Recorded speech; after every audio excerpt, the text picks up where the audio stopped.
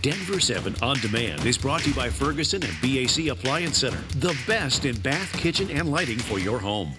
I'm Brian Sanders. And I'm Molly Hendrickson with the latest from Denver 7. We are in store for a cool down on this Thursday and a greater chance of storms. Let's get right over to meteorologist Lisa Hidalgo with a check of your first alert forecast. Our morning's starting off similar to really the entire week with a little bit of cloud cover. Beautiful shot here from Loveland Ski Area and temperatures in the 60s. Take a look at the warm up. It's not going to be quite as hot as what we saw yesterday. In fact, a good 10 to 12 degrees cooler. We'll see some low to mid 80s this afternoon between about 1 and 3 o'clock. And then it's going to get cooler as those thunderstorms develop, both in the afternoon and tonight. We had an incredible light show last night, and we're in for much of the same today. Now, here's a look at that risk of severe weather. We have a slight risk here in yellow. That's pretty close to Denver and Boulder, where we could see some larger hail, damaging winds, and potentially some pockets of heavy rain. So coming up in just a few minutes, I'll show you the track of these storms and what we're expecting through early evening coming up.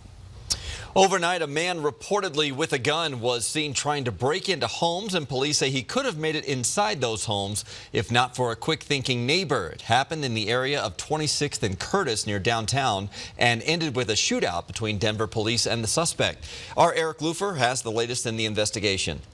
Pretty scary situation for neighbors in this area late last night. A neighbor called police saying that there was someone trying to get into some homes, trying the front doors of these homes. They called police, and that's when things really took a turn. When an officer arrived, police say the suspect was found and that he fired at that officer. And then there was a chase. They chased this guy down, ending at 26th and Curtis, where police say the man was severely injured, but they're not being clear, at least right now, exactly how this guy was hurt. We continue to get some more answers from police. As of this morning, though, no threat to the community and no officers were hurt. I'm Eric Lufer, Denver 7. Eric, thank you. A man is dead after a fire broke out at an oil and gas site late last night. The oil site is off County Road 66 near Hillcrest to the east of Windsor. And you can see that oil site is right across the street from what looks like several homes in the area. Windsor Fire is still investigating what actually led up to this fire and how that worker died. When we get that information, we'll pass it along.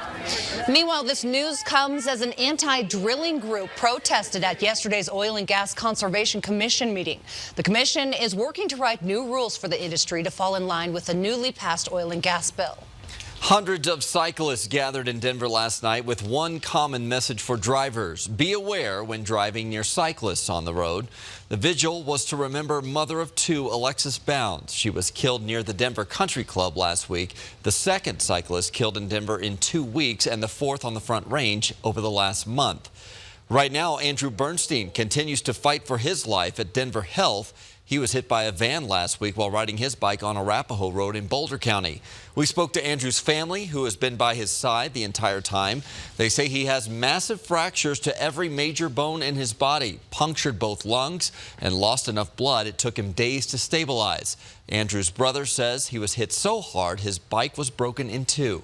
By far the most traumatic part is the fact that we know someone left him there.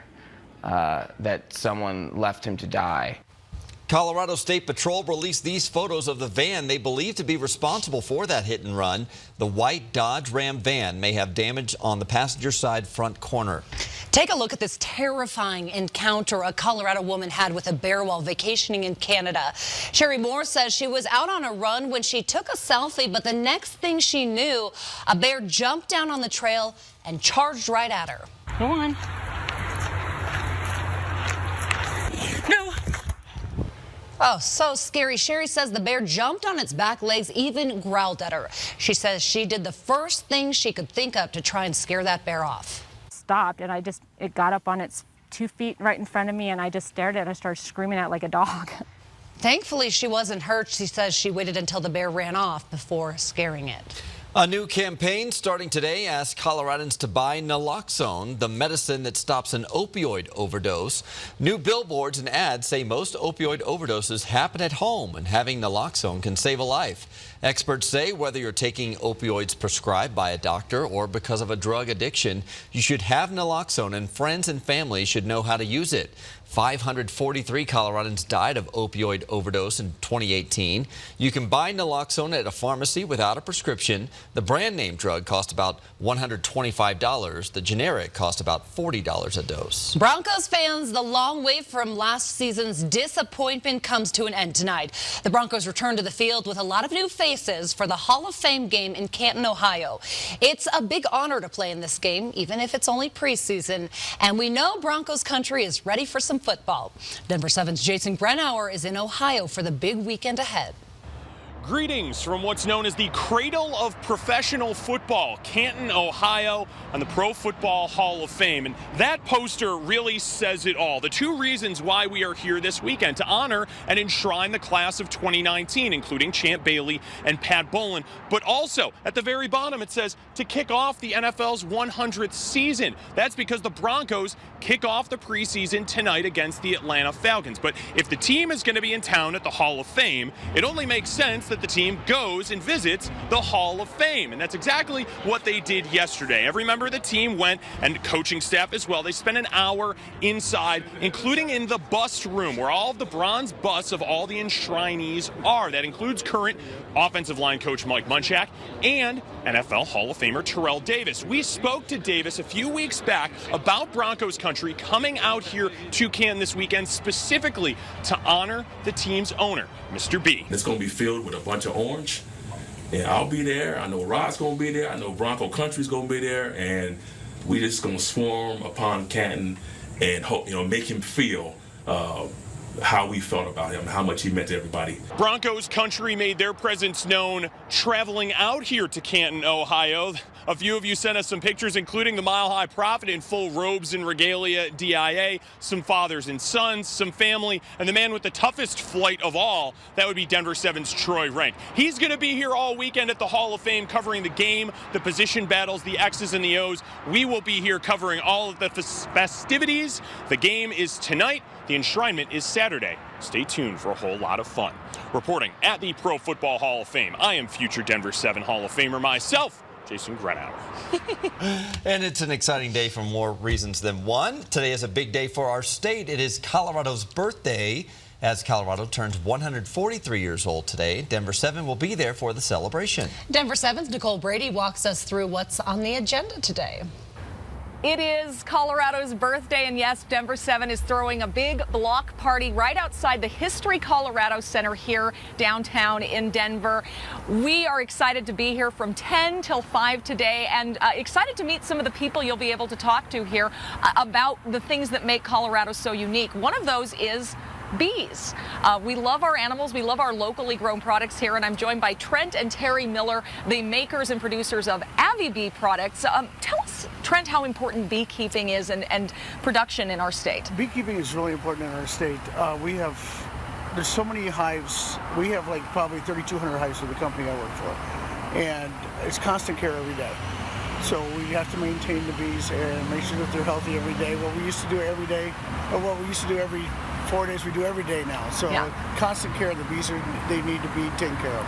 So and we get so much from the bees. We kind of know a little bit about that, just how important they are to agriculture and just life. But we also get to have such fun products that come from them, Terry, that you guys sell through the Bee line. Right. Tell us about some of what you brought here. I brought some of our local honey, and then I've just got some novelty candles that we do, some pillar candles, some container candles. I'll also do a little bit of soy wax, all organic, essential oils. Yeah. Awesome. And this will all be on display and for sale here during Colorado Day here at the History Colorado Center. Again, guys, join us out here for a big block party, vendors, learning experiences, exhibits, all happening from 10 to 5 today. We'll send it back to you. What? Nobody mentioned shopping. I didn't know there was going to be shopping. Oh, now I'm really going. Alpacas. Oh, and alpacas. There's that too. We are in the 60s and 70s this morning. It's going to be a nice day for Colorado's birthday. Should be at about 83 by noon. So some low to mid 80s. Quite a bit cooler today compared to yesterday. There's also going to be more widespread thunderstorms. We're likely going to see a few of those storms right around 2 to 3 o'clock developing in the foothills and then rolling east.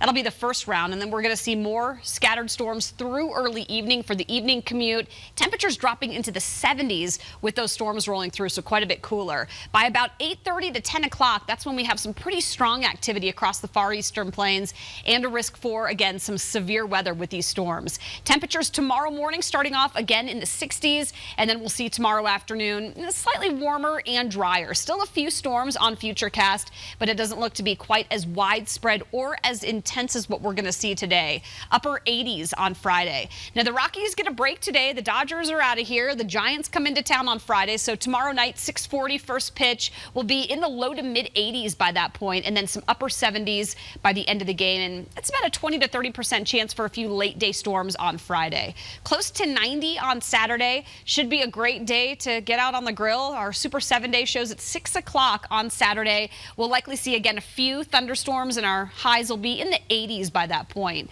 Next week, chance for a few storms each afternoon, you guys. It's about a 20 to 30% chance with upper 80s to low 90s for that first week of August. You know, every time I hang out with Lisa, I end up buying something I shouldn't have. She is dangerous. Yeah. You'd buy it anyway, let's be honest. Okay. Thanks for watching this Denver 7 Now update. Make sure you check back here later tonight for another update and download the free Denver 7 app for breaking news and alerts. Happy Thursday.